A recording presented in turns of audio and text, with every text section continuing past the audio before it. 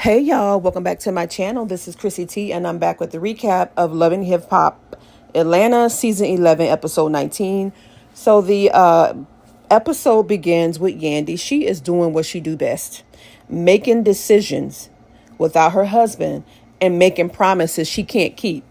First, she committed to donating an egg to Kisha. Now she has plans involving her and her husband's money without his knowledge. Honestly, this situation, it honestly highlights the importance of communication and consideration, because I think it's very inconsiderate for Yandy to agree to finance the procedure for Kisha to have a baby without consulting with Mendeecees.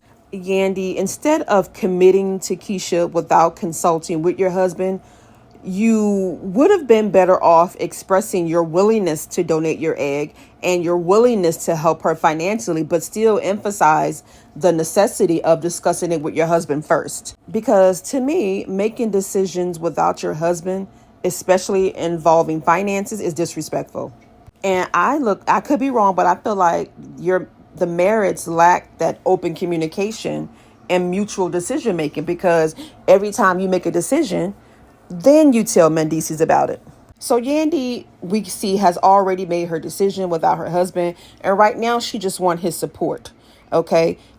Despite the initial lack of involvement, she wants him to support her disrespects.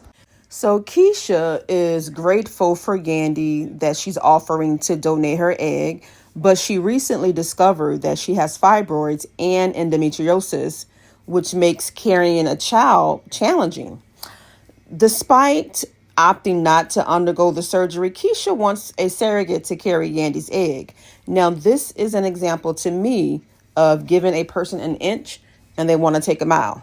I think it may be a little too overwhelming to ask Yandy to donate her egg to her surrogate, especially considering her husband wasn't in agreement with her donating her egg to her own cousin. But yet again, Yandy has once again made a decision without her husband's involvement. So later, we see that Yandy attempts to win Mendeecees' support by showing up with a picnic basket, trying to butter him up so that he can support her decision in donating her egg. So then she tells him about Kisha now having to use a surrogate. Mendeecees wants to know, why hasn't Kisha asked anyone else in the family? And Yandy said, that's my sister. And he said, no, it's not your sister, it's your cousin. So she tells Mendeecees that she's already in the process of preparing her body, and then she's scheduled next week for the shots.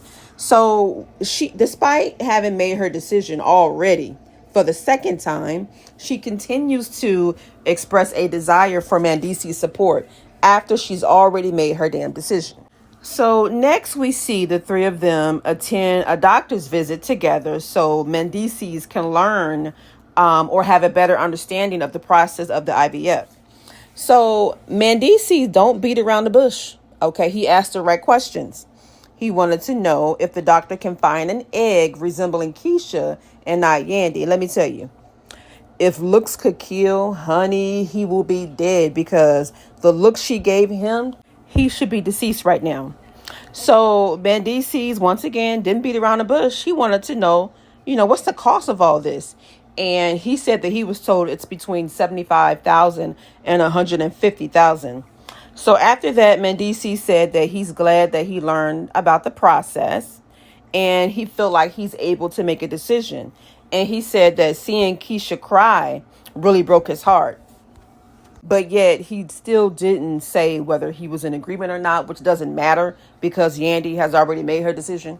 So I know right now that this is just a fake storyline, and it's pathetic that y'all have to resort to this because I didn't see any tears when Kisha was quote unquote crying. I didn't see it. So next we have Spice, Shekinah, Joe, and Sierra. They're playing miniature golf, and Spice says she's planning a trip to Belize and she wants the ladies to come along. The trip is more of a spiritual healing, and Sierra mentions that she's still going through it with the loss of her grandmother. Is it me, or Every time someone is going through something, Sierra always makes it about her. Is it me? Every single one of them is hurting. Okay. And they're dealing with some kind of loss. But I feel like she seems as if she's the only one going through something. And I feel like she probably, if she could, make this trip all about her. And honestly, she needs to be more considerate of what the other ladies are going through. It's not fair that you constantly shift the focus into yourself and ignore what Renni and Spice is going through. So Shekinah says to Sierra that she's going to help her get through it, but she also expects Sierra to help her get through her stuff as well. So Sierra says, well, what are you going through? And that's the problem. Your inability to comprehend what others are going through is hindered by your constant focus of your own issues. You need to be more attuned to your friends. Am I looking too deep into this? Correct me if I'm wrong, because every time someone has a problem and they're talking with Sierra, she shifts it back to her damn self. Everybody has been there for you, Sierra, Shekinah. But damn, even Renni, she just lost her mom, but you keep making everything about you. You are not the first person to go through a divorce. Now, if I was her friend, obviously I wouldn't say this to her face, but I'll be thinking this under my breath like, damn, Heifer, can we talk about me for once? When she met up with Karlie, the conversation shifted back to Sierra. When Sierra was with Renni, the conversation shifted back to Sierra. And now they're here in Belize. They're all like going through something. The conversation continually shifts back to Sierra. Every single season, this girl is going through something. I feel bad that her grandmother died. I feel bad that she's going through a divorce. However, your friends are hurting too, and they need your support. They need your support just like they've been giving you support. Moving on to Scrappy and Erica, they go out on a date. They went ziplining. Scrappy says even though he's afraid of heights and has asthma, he'll risk it all for Erica. Why, Erica, why are you giving this man the time of day? Did you forget how y'all broke up in the first place? So Scrappy, she says Scrappy is maturing. I think Scrappy is getting older, but he's not maturing. Oh, don't believe the hype, girl. So Erica says that she's happy for Scrappy, that the divorce is final, and that he's back to being himself. You mean he's back to being a womanizer? He's back to rotating you, Bambi, and Diamond? Y'all have to understand that Scrappy has been rotating these women for so many years. This is nothing new. So Erica tells Scrappy that she felt bad for Mama D. She was trying to talk to her grandkids on FaceTime and Bambi kind of hung up the phone on her. Erica, find your business and mind it, okay? What they have going on has nothing to do with you. So I guess Bambi is keeping the grandkids from Mama D. And Mama D confided in Erica and said that the one thing that she liked about Erica is that she never kept her out of Imani's life, which is the child that Erica and Scrappy has together. But it wasn't very long ago that Erica was in the exact same situation that Bambi is in. Scrappy, Mama D, and Bambi were all talking about her on Instagram and Twitter. And I feel like Erica is auditioning for Scrappy or something.